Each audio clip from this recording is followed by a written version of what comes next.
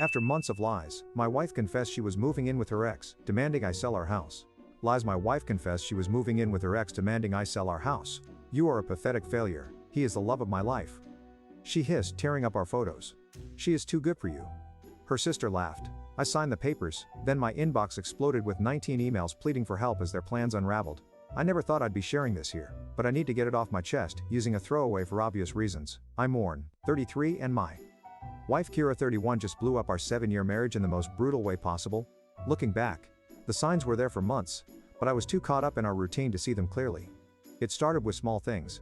Kira began working late, which wasn't unusual in her sales job, but then she changed all her phone passwords. She'd never done that before. We always had an open phone policy when I mentioned it casually.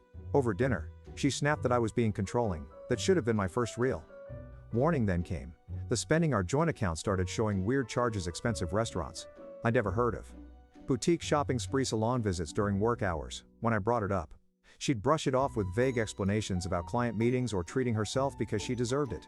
The real red flag was when she started going to the gym at odd hours. Not our regular gym, a fancy new place across town. She'd come home showered, hair done, wearing outfits I'd never seen before. Something felt off, but every time I tried to talk about it, she'd turn it around on me. You were paranoid, you were suffocating me.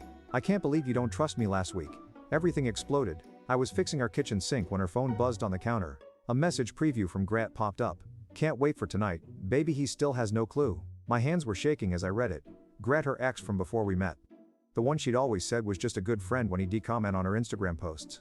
I waited for her to come home. She walked in around 9:00 p.m., looking like she just stepped out of a photo beep. When I showed her the message, her reaction floored me. No denial, no tears, just a cold, cruel laugh. Well, I guess you are not as stupid as you look, she said, tossing her bag onto our couch. Grant, successful now partner at his firm. What are you still fixing things and dreaming about your little business ideas? I stood there watching this stranger wearing my wife's face. She pulled out a folder from her bag. I want you to sell the house. Grant and I are moving in together next month. His place is too small for us. The house is in both our names, I said, keeping my voice steady. I'm not selling. She actually rolled her eyes. You can't afford the mortgage alone. Warren, don't be pathetic to sign the papers. Take your half and go rent somewhere cheap.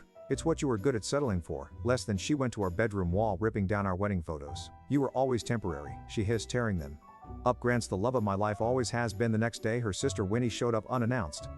I used to think of her as family. Kira told me everything she said with this smug smile. She is too good for you.